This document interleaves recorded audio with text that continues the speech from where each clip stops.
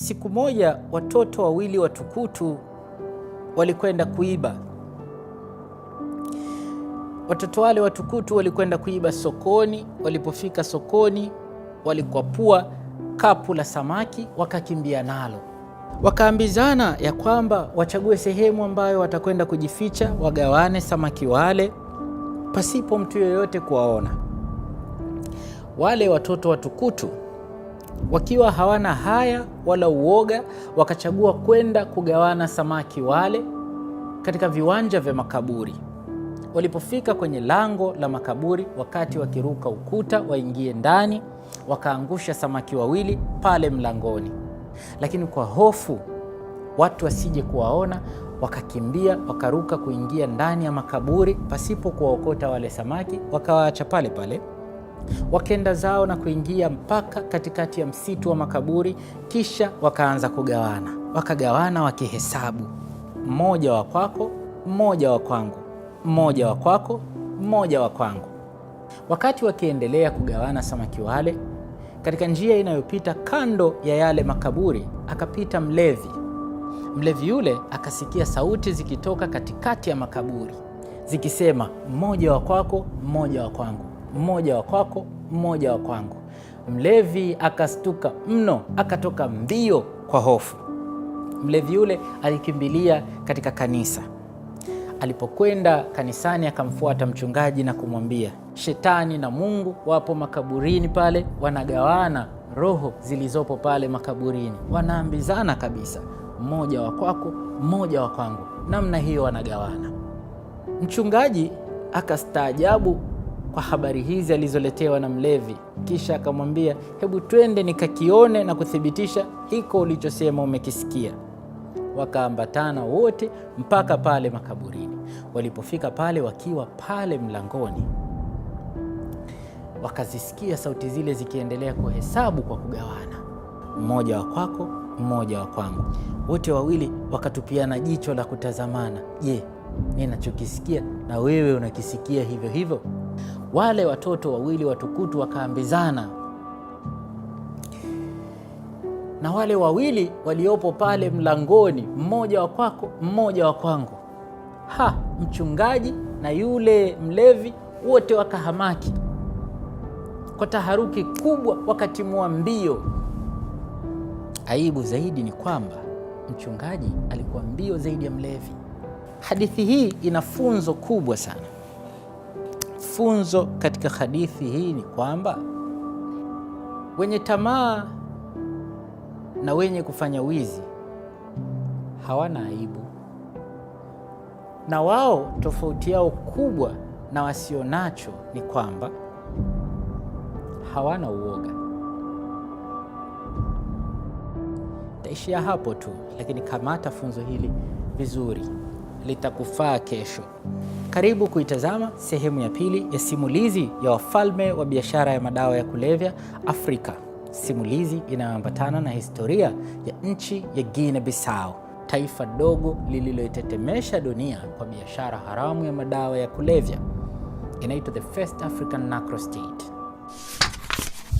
The Storybook.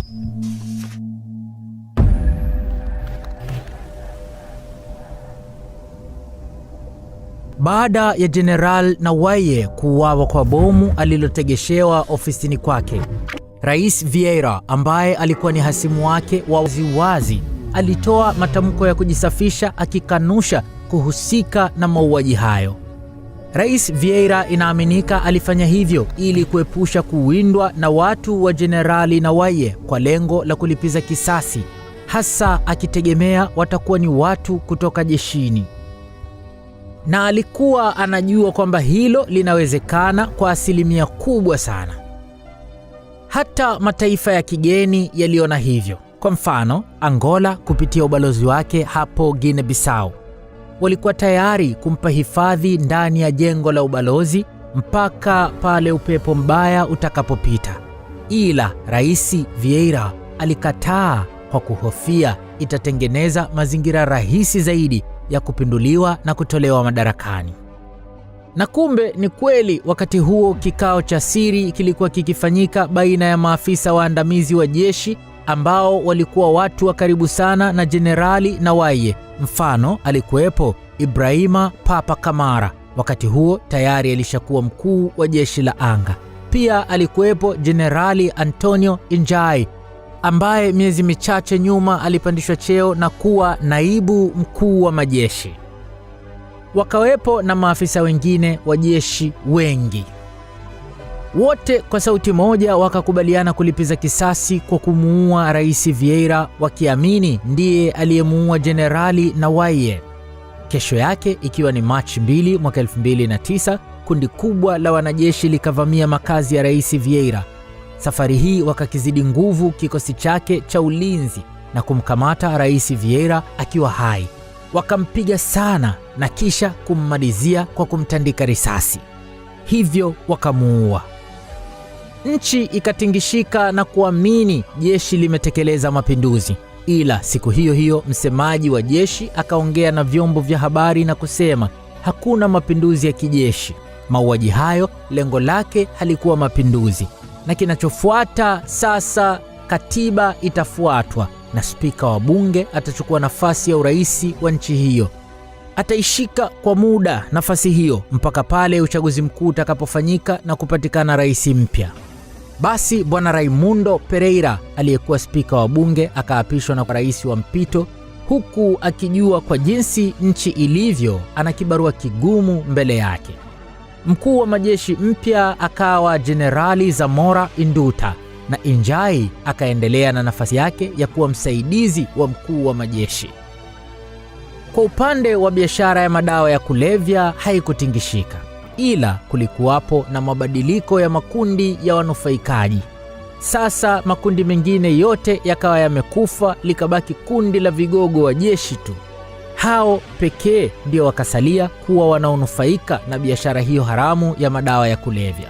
Kuanzia wakati huu ikawa kwa 100% biashara haramu ya madawa ya kulevya Guinea Bissau imekamatwa na vigogo hao wa jeshi. Na kama kuna wengine waliokuwa wakiambulia chochote kitu, mfano rais wa nchi hiyo na wengineo, basi hawa vigogo wa jeshi ndio walikuwa wanaamua wawapoze vipi. Tofauti na ilivyokuwa zamani, hawakuwa na mgao rasmi, walikuwa wakipewa chochote kinachoamuliwa na hawa vigogo wa jeshini. Na sasa magenge ya biashara za madawa ya kulevya ya kutokea Venezuela nao walijumuika baada ya kuona mafanikio ya ruti hiyo mpya ya Afrika. Kwa hivyo sasa kukawa na magenge kutoka Colombia na Venezuela. Kwa hivyo biashara hii haramu ikawa inazidi kushamiri. Na magenge hayo yakaendelea kusimamia usafirishaji wa madawa hayo kuanzia mwanzo yanapotoka kwao na mpaka mwisho yanapofika kwa mteja, na Guinea Bissau kubakia kwenye nafasi yao ile ile kama zamani, wakisaidia logistics za hapa Afrika kutokwama. Wakati huu biashara ikachanganya zaidi na zaidi, hadi kiasi ikachangia kukua kwa pato la taifa la Guinea Bissau, na pia ikawa moja ya sekta inayotoa ajira nyingi katika nchi hiyo, ingawa hazikuwa ajira rasmi zinazotambulika kwa sababu hazikuwa ajira halali.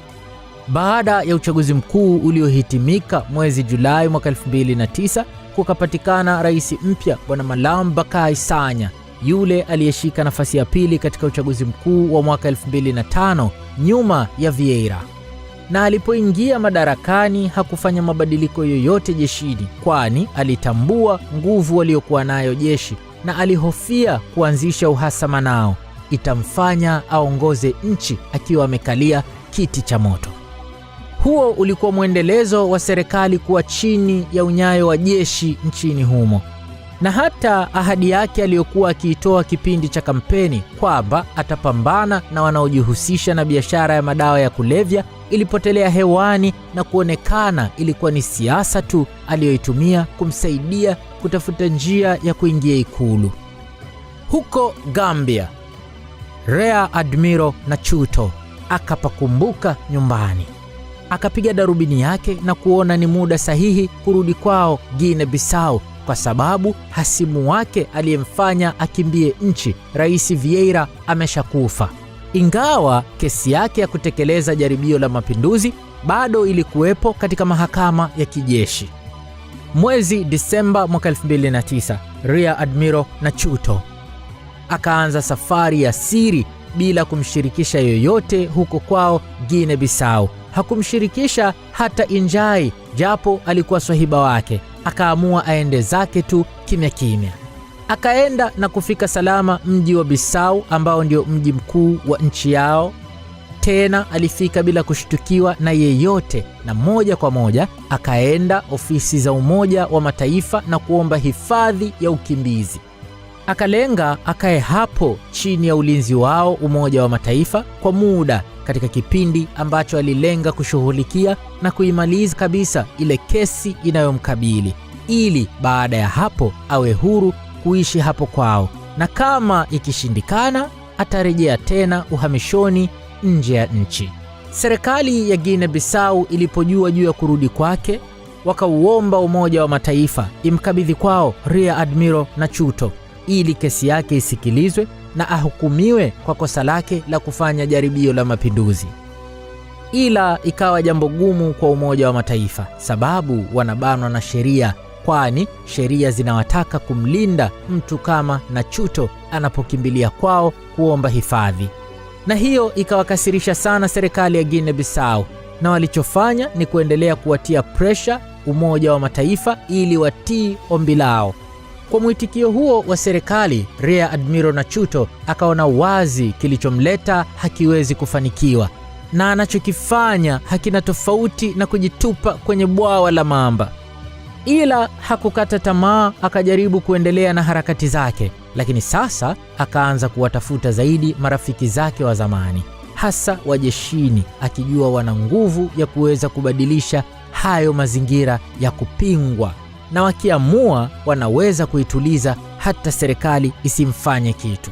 Mwaka mpya wa 2010 ukiwa umeingia katika miezi yake ya mwanzo, kukaanza misuguano kati ya naibu mkuu wa majeshi Jenerali Injai dhidi ya mkuu wa majeshi Kamanda Induta, huku sababu kuu ya ugomvi wao ikiwa ni biashara ya madawa ya kulevya. Walikuwa wakigombania fedha haramu za biashara hiyo. Kila mmoja alitaka awe ndiye mwenye maamuzi zaidi na awe ndio mwenye kupata mgao mkubwa zaidi.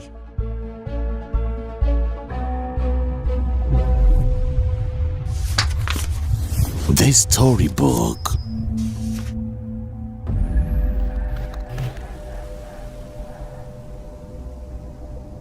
Siku kadri zilivyozidi kwenda, joto la mgogoro baina ya naibu mkuu wa majeshi Jenerali Injai dhidi ya mkuu wa majeshi Kamanda Induta likawa linazidi kupanda, na sasa nao wakaanza kuindana kwa malengo, atakayemuwahi mwenzake kummaliza ndiye atakayekuwa mshindi. Hapo ukawa mwanzo wa kuzaliwa makundi mawili, kundi linalomsapoti Injai na kundi linalounga mkono Induta.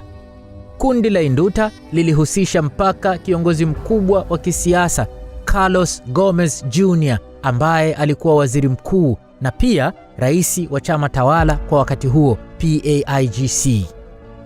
Inasemwa alikuwa na malengo yake binafsi ya kisiasa, ikiwemo kurejesha nguvu ya siasa au serikali dhidi ya jeshi.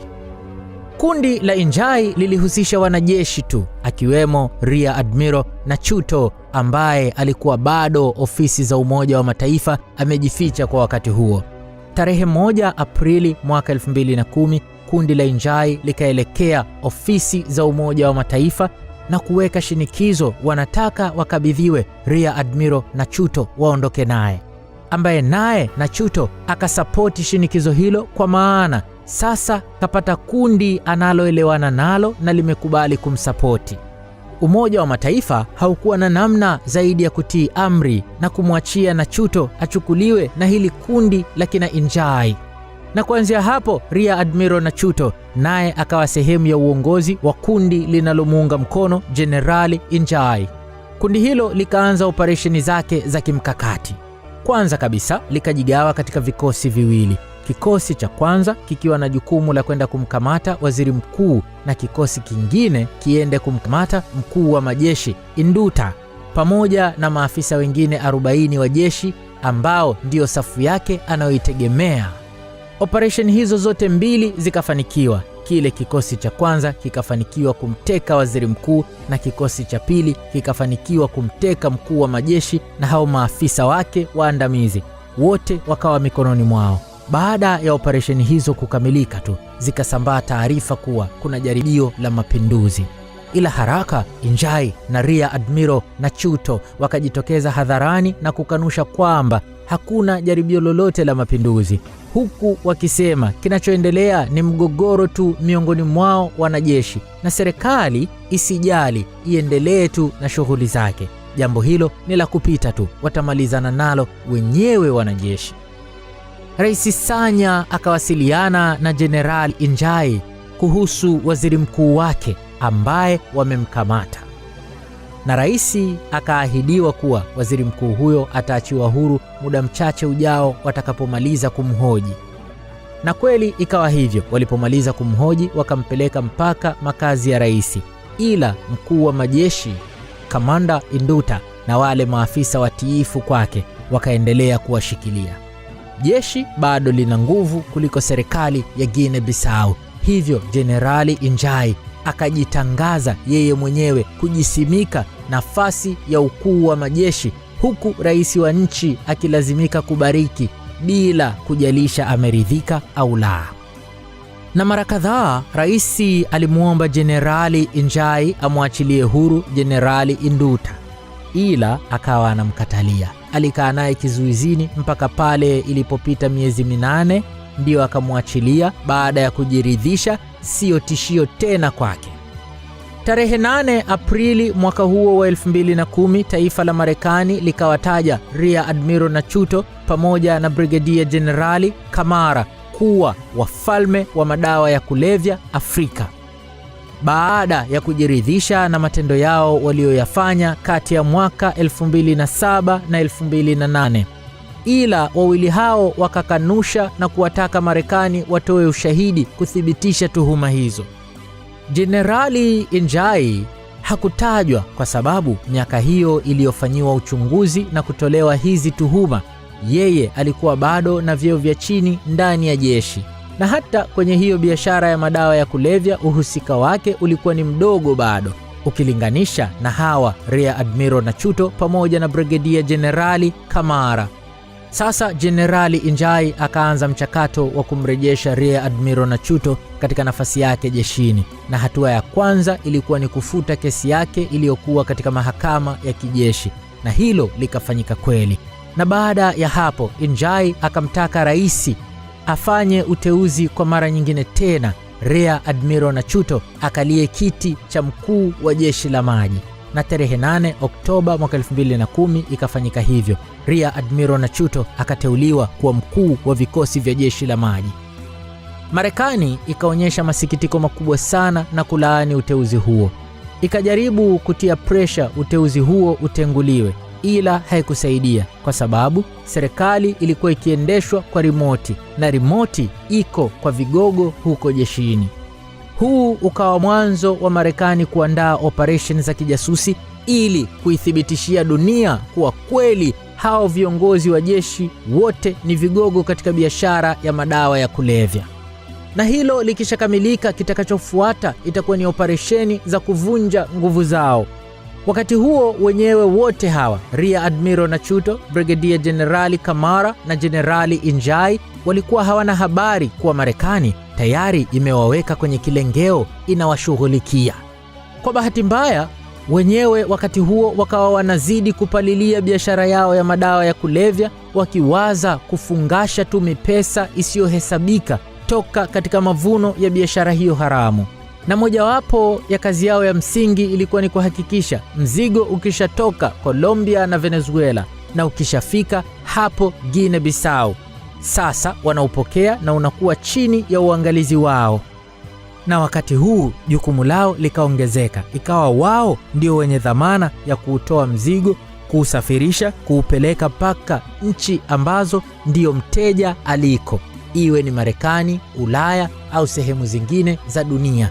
Wao wakawa ndio wanahakikisha mzigo unatoka Guinea Bissau na kufika mpaka kwa mteja wa mwisho. Kipindi hiko walikuwa wakijiamini sana kutokana na uzoefu wa kutosha waliokuwa nao katika biashara hiyo. Na ijulikane safari za kuutoa mzigo hapo Guinea Bissau kuupeleka kwa wateja nje ya taifa hilo ndio ilikuwa kipande kigumu zaidi kuliko kipande cha kuutoa mzigo Colombia na Venezuela kuuleta Guinea Bissau. Kwa hivyo hata malipo yake kuutoa mzigo Guinea Bissau kuupeleka kwa mteja wa mwisho yalikuwa yako juu kutokana na ugumu wa kazi hiyo waliokuwa wakiifanya. Guinea Bissau ikazidi maradufu kunuka biashara haramu ya madawa ya kulevya hadi kupelekea mtaani kwa watu madawa ya kulevya kusambaa sana kama pipi. Hayakuwa yakiogopwa au kutazamwa kama kitu haramu, ilionekana ni kitu cha kawaida tu kabisa.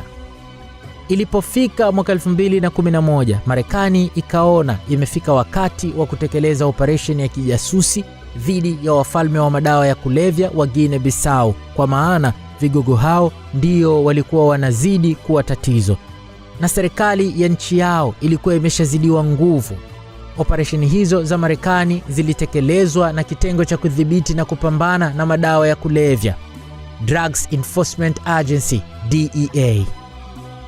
Mwaka huo huo 2011 kukaibuka msuguano ambao haukutegemewa baina ya maswahiba wawili, Rear Admiral Nachuto na Generali Injai. Kilichowagombanisha na wao ni tamaa ya kupata fedha nyingi zaidi katika hii biashara ya madawa ya kulevya. Ni kama biashara hii haramu pesa zake zilikuwa na laana. Wanaoziendea pupa lazima watake kutoa na roho. Ilipofika mwezi Disemba mwaka 2011, mgogoro huo ukawa mkubwa zaidi kiasi kukazaliwa tena makundi ndani ya kundi lao, ambapo kulikuwapo kundi la Nachuto na kundi la Injai. Tarehe 26 Disemba mwaka 2011, kundi la Nachuto likamuwahi Jenerali Injai kwa kuvamia ofisini kwake na kumweka chini ya ulinzi.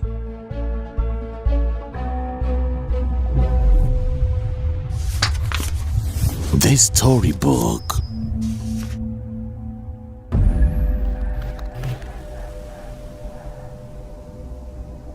Waziri Mkuu Gomez Jr. alipopata habari ya kinachoendelea huko makao makuu ya jeshi, hakutaka kusubiria akamatwe pia, ingawa safari hii hakujihusisha na kundi lolote, ila kihoro cha mara ile alipokamatwa kikamfanya awaze kukimbia tu.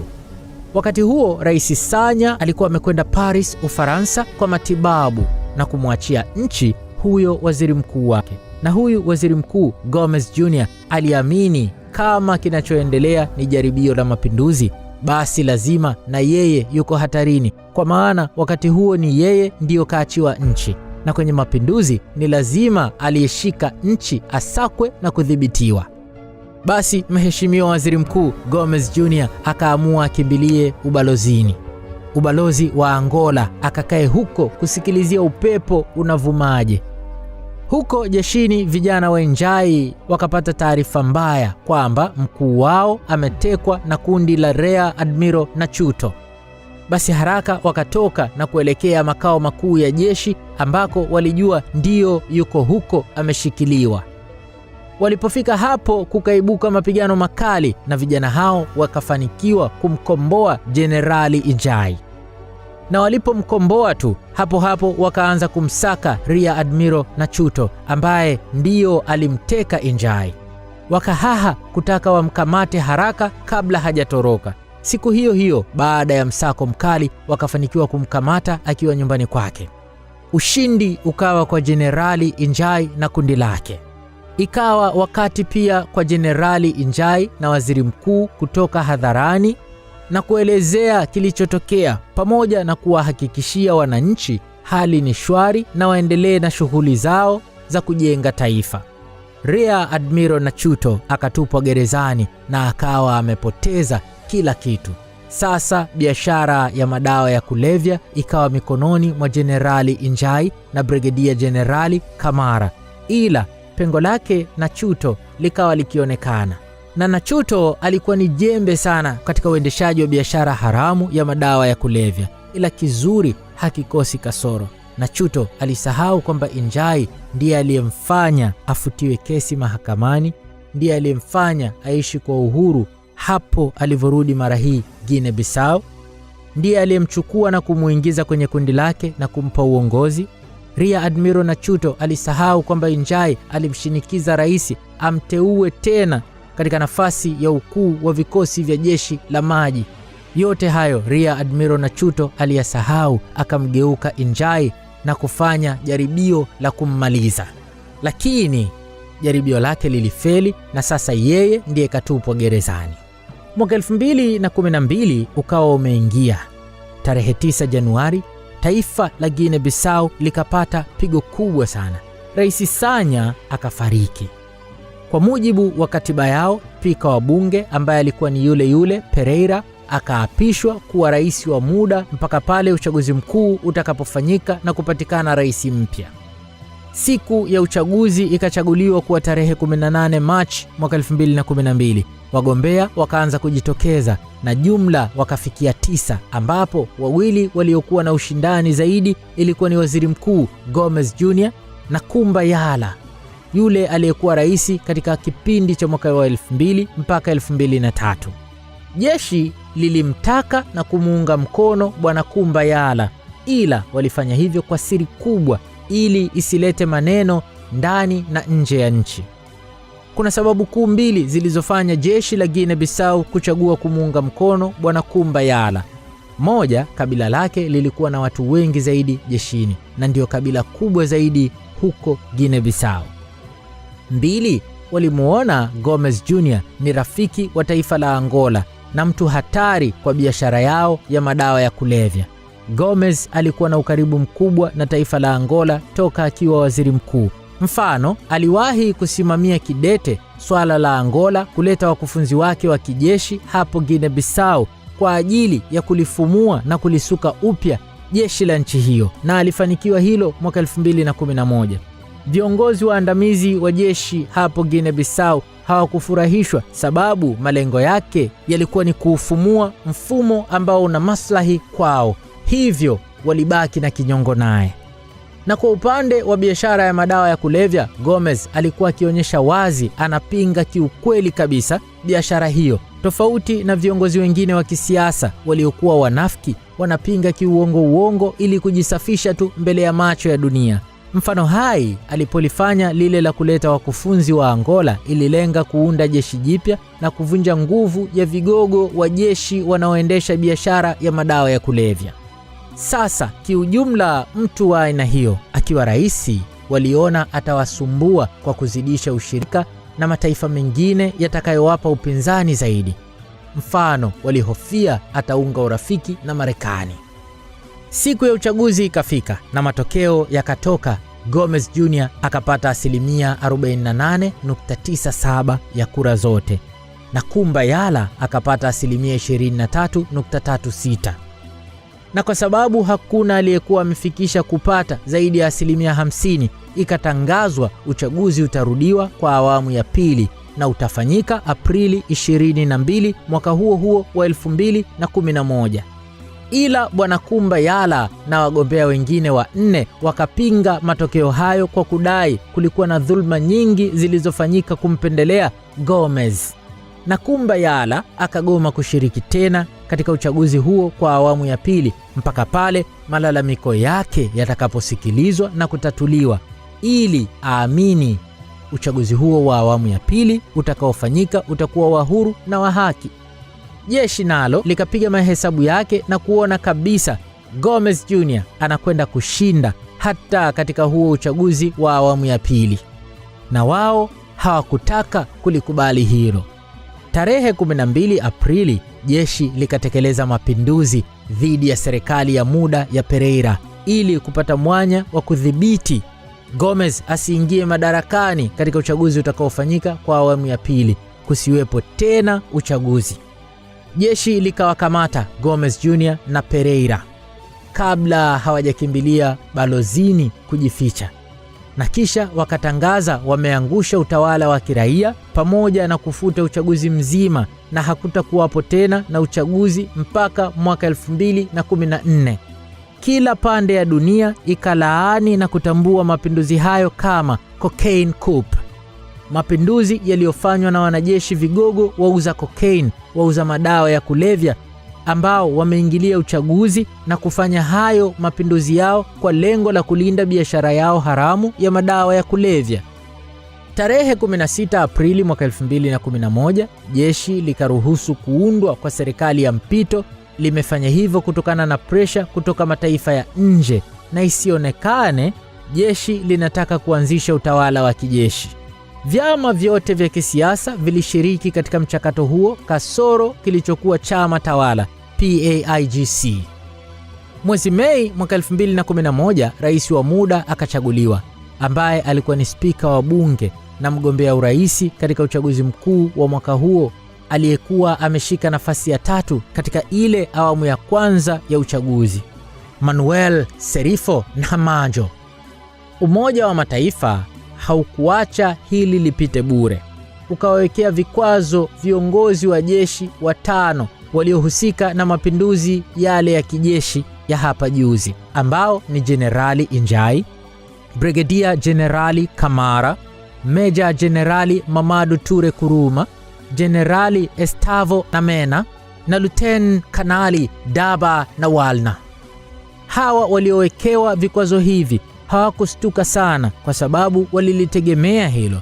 Sasa wakati huu nguvu ya jeshi ikaongezeka sana, na yawezekana ilikuwa ndio kubwa zaidi katika historia ya taifa hilo, kwa maana serikali ya Nhamanjo ilikuwa kibaraka wa wazi wa jeshi, ikijua iko madarakani kwa kuwekwa na jeshi hilo. Na hata upande wa pili wa biashara ya madawa ya kulevya nayo ikashamiri zaidi pengine kuliko wakati wowote ule katika historia ya Guinea Bissau. Njia ya anga kusafirisha madawa kwa kutumia ndege ndiyo ikawa njia inayotumika sana wakati huu. Misafara ya ndege zikiwa zimesheheni madawa ya kulevya zikawa zikipishana tu kuingia na kutoka Guinea Bissau. Hawa wafalme wa dawa za kulevya hapo Guinea Bissau, kiwango chao cha kuwa tishio kwa Marekani na bara la Ulaya kikaongezeka, na hivyo mamlaka za wazungu wakazidi kupania kutekeleza kwa haraka ule mpango wao wa operation, ambao wakati huo tayari ulikuwa umeshakamilika na wameshakusanya taarifa za kutosha. Wanajua watapambanaje na kuuangusha mtandao huo wa wafalme wa madawa ya kulevya wa Guinea Bissau. Wazo walilokuja nalo DEA ni kujifanya wao ni wawakilishi wa kundi la Revolutionary Armed Forces of Colombia, FARC. Wakajifanya wao ni sehemu ya waasi wa kundi hilo wanaotaka kufanya biashara ya madawa ya kulevya na biashara ya silaha na hawa wafalme wa biashara ya madawa ya kulevya wa hapa Guinea Bissau. Walilenga kuingia kwa gia hiyo ili wapate kuwaleta karibu na kuwasoma zaidi. Kitengo cha kupambana na madawa ya kulevya cha Marekani DEA katika operation hii walikuwa na malengo mawili. Moja, kukusanya shahidi za kutosha ili kuthibitisha tuhuma zao walizozitoa kwa hawa wafalme wa madawa ya kulevya. Ikumbukwe walipomtaja Rear Admiral Nachuto mwaka 2010, aliwataka kuweka ushahidi hadharani na sio maneno matupu. 2, lengo lao lilikuwa ni kuwakamata wakiwa hai ili kuweza kuwafikisha mahakamani na kujibu tuhuma zinazowakabili, ambapo ndani yake wakati kesi inasikilizwa, dunia itaweza kusikia na kuona kile inachowatuhumu nacho, ukweli wake, na pia itakuwa ni namna ya kuatisha wengine wanaojihusisha na biashara za madawa ya kulevya hapa Afrika, waone kushiriki biashara hiyo ni jambo la hatari na lenye madhara, na mwisho wake itakuwa ni mbaya. Kati ya wote, mlengwa mkuu zaidi kwao DEA alikuwa ni Jenerali Injai, na aliyefuata kwa umuhimu ni Rear Admiral Nachuto. Mwezi Juni mwaka 2012 utekelezaji wa operation hii ukaanza kwa kuanzisha vituo vitatu maalumu, kimoja Lisbon, Ureno, na kingine Bogota, Colombia, katika ofisi zao za DEA, na kingine cha tatu kikawepo Dakar, Senegal, katika ubalozi wa Marekani. Operation ikaanzia Colombia. Timu ya maafisa wa DEA ikaingia mji wa Bogota na kuanza kazi, na wakati huo wakapata taarifa nzuri za Rear Admiral Nachuto kuachiliwa huru kutoka gerezani, na hivyo ikamaanisha ugumu wa kumchomoa gerezani haupo tena, watamkamata kirahisi huku raiani. Jenerali Injai aliona pengo la Nachuto katika ufanisi wa biashara yao ya madawa ya kulevya, na pia mara kadhaa Nachuto aliomba radhi kwa kosa la kujaribu kutaka kummaliza Njai. Hivyo Njai akaamua kukunjua roho, akamsamehe Nachuto, ila hakumtaka rais amrejeshe katika nafasi yake ya kuwa mkuu wa jeshi la maji, ili asiwe tena na nguvu ya kijeshi itakayompa kiburi. Kwa hivyo atabakia kwenye uendeshaji wa biashara yao ya madawa ya kulevya tu. Hapo ikazidi kuwa habari njema kwa DEA, sababu vigogo hao watakuwa pamoja kama zamani, na hilo litasaidia kuweza kuwakwapua wote kwa wakati mmoja, yaani jiwe moja liue ndege wawili.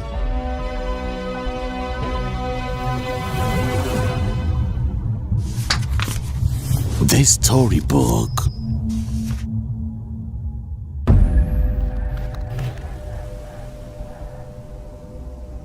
Kule Bogota, Colombia, majasusi wa DEA wakaanza kuwatafuta mawakala wa jeshi la Guinea Bissau katika biashara haramu ya madawa ya kulevya. Mawakala hao walikuwa ni wawili, mmoja Rafael Antonio Garavito Garcia na mwingine Gustavo Perez Garcia.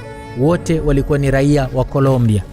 Waliwafuata ili kuanzisha nao mawasiliano kana kwamba wanataka kufanya nao biashara ya madawa ya kulevya na silaha.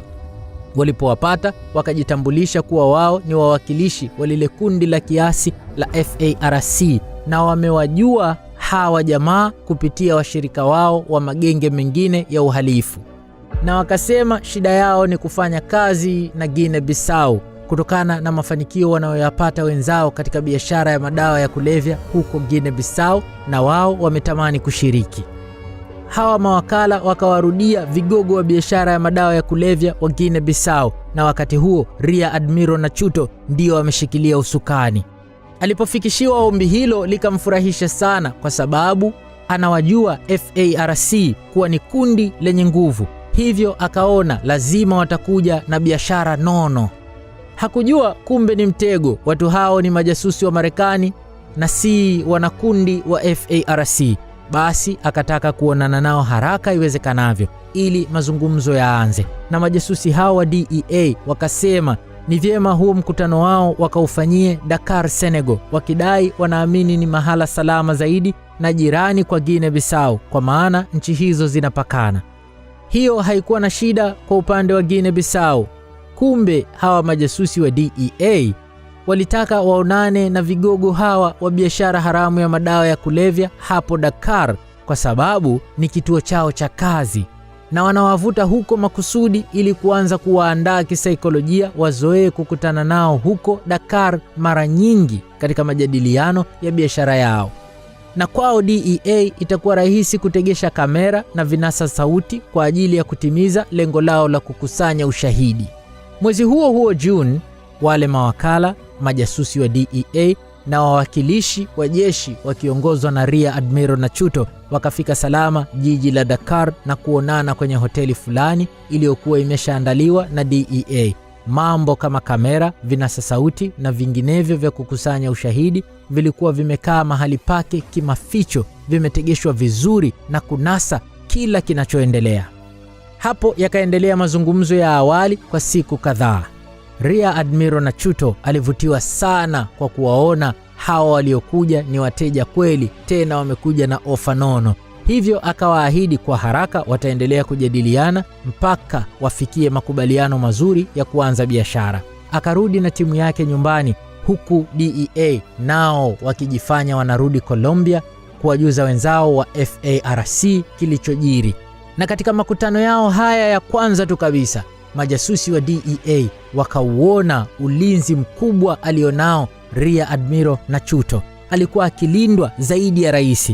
Kumbe ni jenerali wa jeshi tena mstaafu, na hii ikawa ni moja ya kutia ushahidi kwamba jeshi lilikuwa likitumika vibaya. Aliporudi Guinea Bissau, Rear Admiral Nachuto akaelekea ngome ya Amura, ambayo ndio makao makuu ya jeshi la Guinea Bissau. Alikwenda huko kuonana na Jenerali Njai. Akaambiwa na walinzi wake hayuko ofisini, ila yuko kwenye mti wake pendwa wa mkorosho aliyokuwa akipenda kukaa chini ya kivuli chake. Ni sehemu aliyokuwa anaipenda sana kukaa. Akaelekea hapo na kumkuta, Kisha wakaanza mazungumzo yao. Akamwelezea kila kitu kilivyotokea kwenye mkutano huo aliotoka kuufanya. Katika mazungumzo ya biashara hiyo, kwa upande wa biashara ya madawa ya kulevya, taifa la Guinea Bissau lilitakiwa litumike kama kitovu cha usafirishaji wa madawa ya kulevya kwenda soko la bara la Ulaya na Marekani. Na kwa upande wa biashara ya silaha, walichokitaka wale majasusi wa DEA ni kusaidiwa na jeshi la Guinea Bissau wakati linanunua silaha hizo, lijifanye kama linanunua silaha kwa ajili ya matumizi yake, lakini kimagendo watazipeleka Colombia zikatumiwe na waasi wa FARC. Jenerali Injai akamuelewa na kukubali yote hayo, huku akimtaka mazungumzo zaidi yaendelee mara moja kwa haraka ili kujua watafanyaje biashara, mfano gawio lao litakuwa ni kiasi gani na mengineyo ya muhimu ya kujadiliwa. Naye Jenerali Injai alivutiwa nao sana hawa waliojiita waasi wa FARC kwa kuona wamekuja na dili nono la biashara mbili kwa wakati mmoja. Kumbe ni mnofu uliowekwa makusudi juu ya mtego wa panya. Basi wakaonana tena mwezi Julai. Mara hii wale majasusi wa DEA wakatua jijini Bissau kuonyesha nia yao ya dhati ya biashara hizo. Wakapokelewa na wanajeshi ambao wakawapeleka katika ofisi ya Rear Admiral Nachuto. Hapo hao majasusi wa DEA wakashuhudia uozo mwingine wa namna jeshi la Guinea Bissau lilivyokuwa likitumika vibaya, kwa maana wao walikuja kama wafanyabiashara wa madawa ya kulevya, ila walikuja kupokelewa na msafara mkubwa mno wa jeshi. Walipokutana na Rear Admiral Nachuto, wakaambatana naye kuelekea ngome ya Amura kuonana na Jenerali Injai, ambaye katika mazungumzo aliwahakikishia silaha watazipata na madawa ya kulevya yatafika huko Marekani na Ulaya kunakoonekana ni kugumu sana kupelekwa mizigo, ila wao wakajitapa kuwa wanapamudu. Kikao kikaisha bila ya kuwa wameafikiana. Mzozo ulikuwa bado kwenye kiasi cha malipo, walipane vipi? Na hawa majasusi wa DEA walikuwa wakifanya makusudi kurefusha hayo mazungumzo ya kubagain ili waendelee kuwasiliana na kuonana mara kwa mara ili wapate muda wa kuendelea kuwasoma zaidi. Basi majadiliano yakaendelea kwa njia ya simu, barua pepe na wakati mwingine kuonana ana kwa ana katika mataifa tofauti tofauti ikiwemo Colombia, Guinea Bissau, Ureno na Senegal, huku washirika wakuu wa upande wa jeshi wakiwa ni 7 akiwemo Rear Admiral Nachuto na wale mawakala wawili wa Colombia. 4 wengine walikuwa ni Manuel Mamadi Mane, Saliu Sise, Papis Njeme na Shami Yala, na DEA wakawajumuisha hawa 4 katika orodha ya wanaotakiwa kukamatwa. Kufikia katikati ya mwezi Novemba mwaka 2012, DEA na mtandao huu wa biashara haramu ya madawa ya kulevya wa Guinea Bissau wakawa wameafikiana sasa namna ya kufanya biashara zote mbili. Na mpaka muda huu hawa wafanyabiashara wa madawa ya kulevya wa Guinea Bissau walikuwa hawajastuka kwamba wanaozungumza nao ni majasusi wa Marekani wa DEA na si wanakundi la waasi la FARC. Makubaliano yaliyofanyika ilikuwa: 1. Biashara ya madawa ya kulevya itafanyika kama vile wafanyavyo mtandao wa hao za madawa wa Guinea Bissau na wateja wao wengine, yaani hawa majasusi wa DEA wanaojifanya ni waasi wa FARC watatakiwa kuyafikisha hayo madawa ya kulevya Guinea Bissau. Halafu jeshi la Guinea Bissau watakuwa na jukumu la kupeleka madawa hayo Ulaya na Marekani kwa wateja. 2. Katika biashara ya madawa ya kulevya wataanza kwa kusafirisha mzigo wa tani kilogram 4,000 ili kwa hawa majasusi wa DEA wanaojifanya ni watu wa kundi la waasi la FARC waone ufanisi wa jeshi la Guinea Bissau kwenye kusambaza mzigo. Baada ya kuona mzigo huo unavyokwenda, ndio sasa watasaini mkataba mwingine wa mzigo mkubwa zaidi, na kama mambo hayataenda vizuri, basi itakuwa mwisho wa biashara hiyo. 3. Wakakubaliana malipo yatagawanyika katika makundi mawili. Kundi la kwanza ni malipo atakayopewa Rear Admiral Nachuto peke yake, na atalipwa dola za Kimarekani milioni 1 kwa kila tani moja atakayosafirisha salama, na ni kwa sababu watatumia kampuni yake katika kutuma huo mzigo kuja Guinea Bissau. na pia watatumia maghala yake ya chini ya ardhi kuhifadhi mzigo huo utakapofika hapo Guinea Bissau. Rear Admiral Nachuto alikuwa mjanja, aliwaambia hawa majasusi wa DEA kwamba maghala ya jeshi ambayo yalikuwa yakitumika kwa uovu kuwekea madawa ya kulevya sasa yamejaa. Kwa hivyo atawapa yeye pa kuweka madawa hayo. Na kundi la pili itakuwa ni mtandao mzima sasa wa wauza madawa wa hapo Guinea Bissau, ambapo ndani yake kuna gawio la viongozi wa kiserikali akiwemo mpaka rais wa mpito wa wakati huo. Hapo Jenerali Injai ndio alikuwa anapata mgao mkubwa zaidi katika hili kundi la pili. Jambo la 4 walilokubaliana katika biashara hii ni kwamba katika biashara ya silaha hawa majasusi wa DEA watatoa fedha kuwapa jeshi kwanza, kisha jeshi ndio wanunue silaha kama vile wananunua kwa ajili ya matumizi yao. Halafu wakishazinunua watazisafirisha kuwatumia kimagendo waasi wa FARC huko Colombia. 5, biashara ya silaha ndiyo itaanza. Halafu biashara ya madawa ya kulevya itafuata mbele, ili usafiri utakaotumika kuleta madawa ya kulevya ndio utakaotumika pia kurudi na silaha kupeleka Colombia. Kwa hivyo silaha zinatakiwa kukutwa zimeshanunuliwa kwanza. Basi baada ya makubaliano hayo, mtandao wa wafanyabiashara ya madawa ya kulevya wa Guinea Bissau ukawa unasubiri simu kutoka kwa hawa majasusi wa DEA wanaodhani ni waasi wa FARC. Upande wa DEA walikuwa wameshakamilisha ukusanyaji wa ushahidi muhimu waliokuwa wanautaka, ila sasa wakawa wanaanza maandalizi ya hatua ya pili ya operesheni yao, ukamataji. Sasa kuwakamata hawa vigogo wa biashara ya madawa ya kulevya.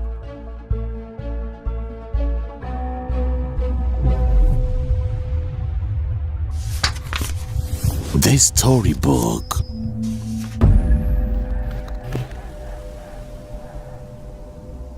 Kwa ulinzi mkali walionao Jenerali Injai na Rear Admiral Nachuto, DEA waliona ni wazi itakuwa ni ngumu sana kuwateka au kuwakamata wakiwa katika ardhi yao ya Guinea Bissau. Wakijaribu kufanya hivyo ni lazima itatokea umwagaji wa damu, na bado inawezekana hata wasifanikiwe, na hakika italeta shida kimataifa kutokana na kuingilia uhuru wa taifa hilo. Wanawezaje kwenda kuwakamata watu bila ya kulijuza taifa hilo? Na wakilijuza taifa hilo lazima siri itavuja, kwa maana wanaopambana nao wote wako madarakani wakati huo. Kwa mantiki hiyo inatakiwa akili kubwa zaidi kutumika, wawavute waje nje ya mipaka ya nchi yao. Na wakagundua Jenerali Injai ni mgumu sana kutoka nje ya Guinea Bissau kwa sababu za kuhofia usalama wake binafsi. Angalau Rear Admiral Nachuto yeye alikuwa akiweza kusafiri. Na katika mpango wa DEA walikuwa wanataka kuwakamata hawa wawili wakiwa pamoja, na walilenga wawakamate wakiwa nje ya Guinea Bissau, ila pia walijua hakuna nchi ambayo itakubali ardhi yake kutumika katika operesheni hiyo, kwani itaiingiza nchi hiyo katika mgogoro na Guinea Bissau. Na kivyovyote vile wababe hawa wakikubali kukutana nje ya Guinea Bissau, basi lazima itakuwa ni katika mataifa jirani kama vile Guinea au Senegal, na mataifa haya mawili yalishakataa kutumika katika operesheni hii. Sasa njia rahisi ya kutatua yote hayo ni kuwashawishi kukutana nao kwenye maji ya baharini, katika bahari ya kimataifa, nje kidogo ya eneo la bahari lililopo ndani ya mipaka ya Guinea Bissau. Kwa hiyo hapo watakuwa hawajaingilia uhuru wa taifa lolote, kwani eneo hilo halimilikiwi na mtu, na itakuwa rahisi kwa wababe hao wawili kufika maeneo hayo kwa njia ya boti. DEA wakajipanga wabebe silaha nzito kwenye boti yao tayari kwa varangati la kuwakamata wababe hao, na walijua kukutana huko baharini kutawafanya vigogo hawa kuja na walinzi hafifu kulinganisha na ule ulinzi mzito wanaokuwaga nao siku zote wakiwa nchi kavu. Wakajiuliza sasa ni ushawishi upi watautumia ili kuwavuta hawa vigogo wote wawili waje pamoja. Wakaona watumie njia ya kuwaambia kuwa wamekuja na fedha za kununulia silaha kwa ajili ya kuwakabidhi. Wakajua wakishasikia wamekuja na hela watashawishika kuja wote wawili, maana kwenye pesa wote wawili hawaaminiani kabisa. Na jambo zuri ni kwamba walipokubaliana kukutana sio mbali, hivyo hawatokuwa na uvivu wa kutuma wawakilishi, na pia ndio mara ya kwanza wanafanya biashara, kwa hiyo wataona ni vyema wawepo washuhudie kwa macho yao. Mwezi Februari mwaka 2013, simu iliyokuwa ikisubiriwa kwa hamu na mtandao wa wauza madawa ndani ya jeshi la Guinea Bissau hatimaye ikaita, na wakaambiwa tarehe 2 Machi hawa wateja wao wapya watakuwa wamefika katika eneo la bahari karibu na kisiwa cha Caravela, moja kati ya visiwa vya Guinea Bissau. Furaha ikatawala ndani ya wanamtandao wa jeshi na kusubiria hiyo siku kwa hamu. Wakati huo kikosi maalum cha utekelezaji operation kutoka DEA kikiwa na makomando 50 kikaanza safari ya kutoka Marekani kwa njia ya maji, na kikosi hiko kilitumia boti binafsi ijulikanayo kama Al-Salehi. Tarehe 1 Aprili hawa majasusi wa DEA wakawa wameshafika eneo la tukio. Waliwahi kufika kwa siku moja kabla, na ikawa bora zaidi kwao ili kujiandaa vizuri na mtanange uliopo mbele yao. Kulipokucha tarehe 2, mtandao wa jeshi wa wauza madawa ukataarifiwa kuwa wateja wao wamefika na wanawasubiri. Baada ya muda kidogo, hawa majasusi wa DEA wakaona kwa mbali boti ya mwendo kasi ikija mwelekeo wao, na wakajua kuwa ndio hao vigogo wenyewe wanaokuja. DEA wakajiweka tayari zaidi. Boti ile ilipofika wakagundua hakukuwa na kigogo hata mmoja mule ndani, si Jenerali Injai wala Rear Admiral Nachuto, bali walituma tu wawakilishi wao. Waliokuwamo kwenye boti hiyo walikuwa ni Njeme, Yala, Luis Sanya na Vasco Antonio Nasia. Basi wakazungumza nao. DEA wakawaambia wanahitaji sana kufunga biashara na mabosi zao, yaani Jenerali Injai na Rear Admiral Nachuto, kwa sababu kuna mambo fulani watazungumza ambayo wanalazimika kuzungumza na wao na si wasaidizi wao, na pia wanahitaji hao mabosi waje siku hiyo hiyo, kwani wanataka kumaliza biashara leo na waondoke leo. Wawakilishi hawa waliotumwa wakamrudia Rear Admiral Nachuto na kumjuza kilichojiri, ila Nachuto akaonekana kusisitiza kwamba wao hawawezi kwenda, ila hawa wawakilishi wao waliowatuma warudi tena waende wakamalizane nao. Wao hawana sababu ya kwenda, kwani hakuna wasichokijua wala makubaliano mapya katika biashara hiyo, na kama wakiona kuna vitu vya unyeti sana na vinahitajika mawazo yao ama maamuzi yao, basi wamrudie kwa simu na watashauriana nini cha kufanya. Wale majasusi wa DEA walipoambiwa haya majibu ya Rear Admiral Nachuto wakazidi kuchanganyikiwa, na wakati huo makomando 50 wako ndani ya boti waliokuja nayo, wana moto kwelikweli, wanasubiri tu amri ili wamalize kazi. Majasusi wa DEA wakajaribu tena kuwashawishi umuhimu wa mabosi wao kuwepo katika mkutano huu, ila jitihada zao hazikuzaa matunda. Na wakati huo muda nao ukawa unazidi kwenda, na matumaini ya DEA kukamilisha operation yake ikawa yanazidi kupungua. Jioni kabisa ndio Rear Admiral Nachuto akaonyesha kushawishika na kuwaita wasaidizi wake wamfuate ufukweni, ikiashiria ameamua kuja.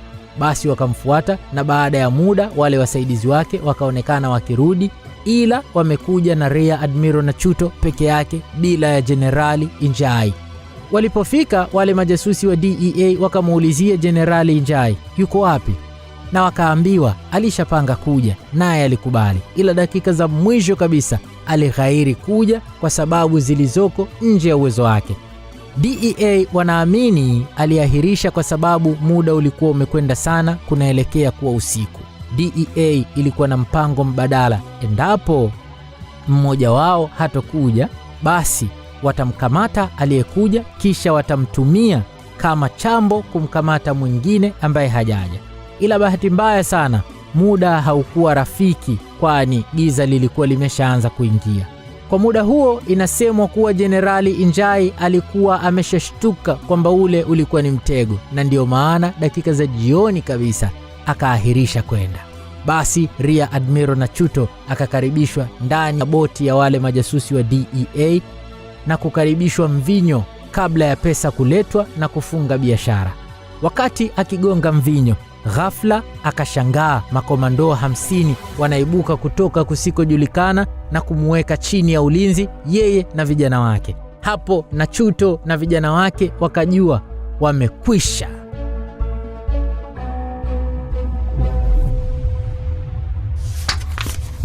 The Storybook.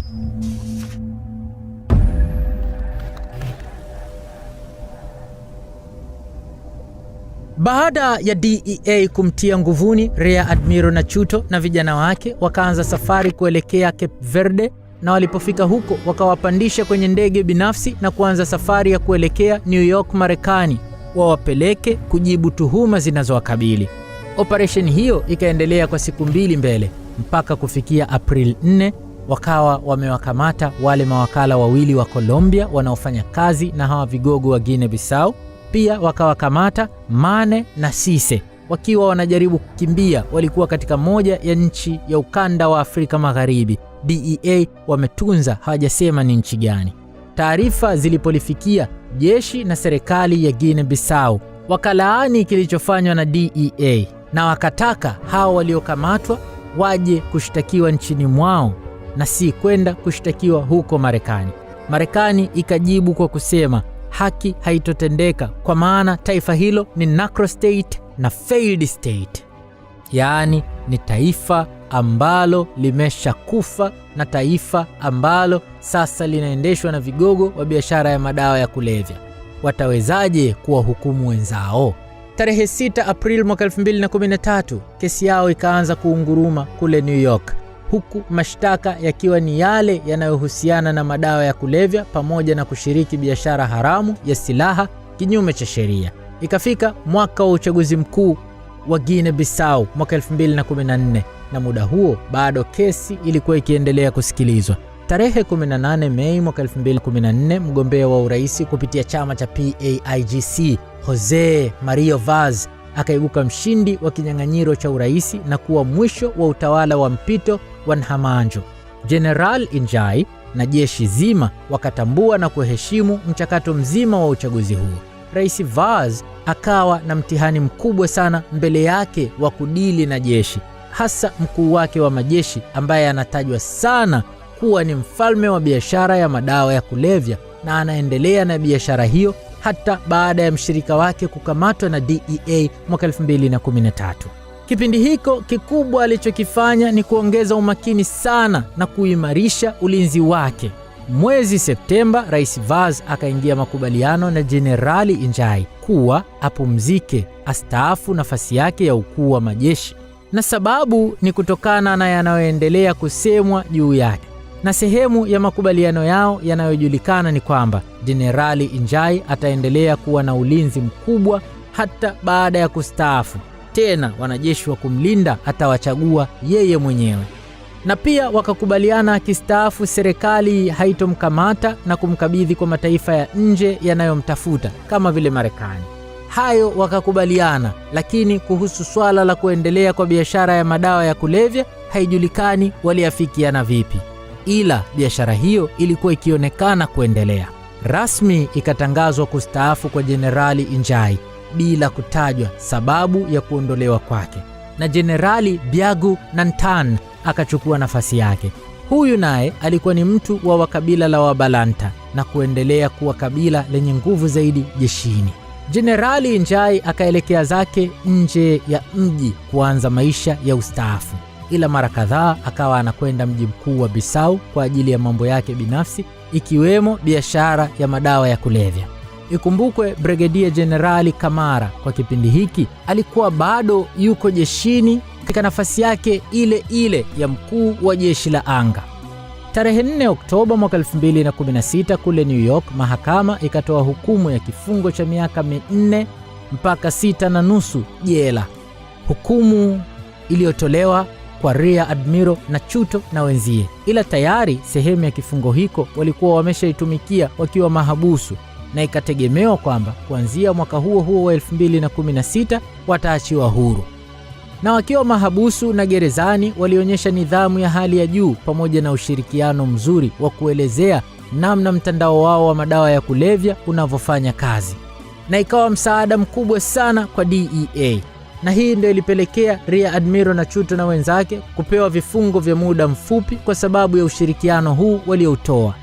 Na mwaka huo huo wa 2016 Rear Admiral Nachuto akaachiliwa huru na kurudi zake kwao Guinea Bissau, na wenzie wakafuata kuachiliwa miaka ya mbele. Kufikia mwaka 2020 ikawa muda wa uchaguzi mkuu. Rais Vaz akaangushwa kwenye uchaguzi huo na rais mpya akawa Umaro Sissoco Embalo, ambaye akaendeleza makubaliano ya kumlinda Jenerali Njai. Mwezi Februari mwaka 2021 Brigadier Jenerali Kamara akang'atuka katika nafasi yake na kuwa mtu wa mwisho kuachia nafasi ya juu jeshini, kustaafu katika lile kundi linalojulikana kama wafalme wa madawa ya kulevya Afrika. Mwezi Agosti mwaka 2021 Marekani ikatangaza rasmi msako wa kumtafuta Jenerali Njai kwa makosa ya kushiriki biashara haramu ya madawa ya kulevya, na Marekani ikasema yeyote atakayefanikisha kukamatwa kwake atapewa zawadi ya dola za Kimarekani milioni 5. Serikali ya rais mpya Embalo ikajitokeza hadharani na kusema serikali yake haitomkamata wala kuruhusu yoyote kumkamata Jenerali Njai. Na kwa sababu Guinea Bissau wana sheria zao zinazoweza kumshitaki Jenerali Njai, ikiwa kweli watabaini kuna ukweli wa tuhuma hizo, basi watafanya hivyo. Ila ulikuwa ni mwendelezo wa kumlinda Jenerali Njai, na Rais Embalo wakaonekana kuwa na ukaribu zaidi kuliko ukaribu aliokuwa nao Jenerali Njai na rais aliyepita, Rais Vaz. Mwaka 2022 mwezi Februari, Rear Admiral Nachuto na wenzie baadhi wastaafu na baadhi walioko jeshini wakatekeleza jaribio la mapinduzi, ila bahati mbaya sana jaribio hilo likafeli na wote wakakamatwa. Rais Embalo akahusisha jaribio hilo la mapinduzi na mipango ya wafanyabiashara wa madawa ya kulevya katika kutaka kuiteka nchi. Akasema wafanyabiashara wa madawa ya kulevya walitaka kumuua yeye na waziri mkuu wake na kutaka kukamata usukani na kulifanya taifa hilo rasmi kuwa narco state. Jenerali Njai, Brigadier Jenerali Kamara na jeshi zima hawakuhusika na jaribio hilo. Hao wanajeshi waliokuwa bado kazini na kushiriki jaribio hilo walishiriki kwa utashi wao, labda baada ya kushawishiwa na mastermind wa mapinduzi hayo, Rear Admiral Nachuto. Nachuto si wa kumwamini, anapinduka muda wowote. Rear Admiral Nachuto mpaka sasa ana miaka 76, na tangu alivyokamatwa mwaka wa 2021 baada ya kufanya jaribio hili la mapinduzi ametupwa gerezani. Kawekwa gerezani na hatima yake haijulikani kwamba atafanywa nini. Hadhi ya Guinea Bissau sasa bado inatambulika na mamlaka za kiusalama duniani kuwa ni narco state, ingawa wenyewe Guinea Bissau wanakanusha hilo. Jenerali Njai bado yuko uraiani akiendelea kula bata, na inasemwa bado anaendelea na biashara haramu za madawa ya kulevya, na jitihada za Marekani bado hazijafua dafu kumtia nguvuni kigogo huyu.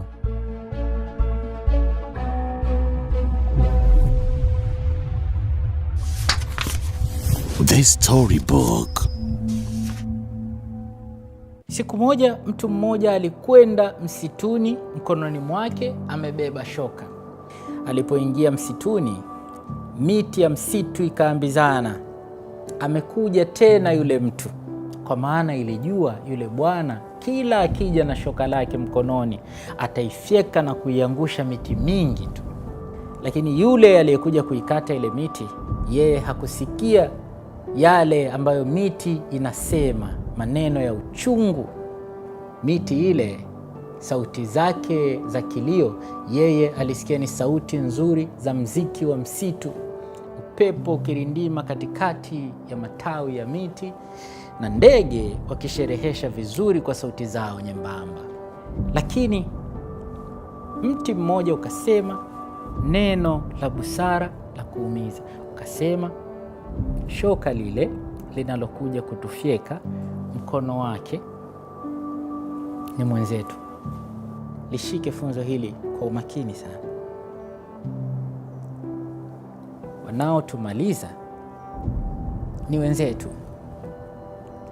Afrika imekuwa hivyo tangu kuanza kunakiliwa kwa historia. Naishia hapo, na kwa wenye mazingatio, wenye akili, yafaa kuwa funzo tosha. Profesa Jamal Mustafa. Jamal April. The Storybook.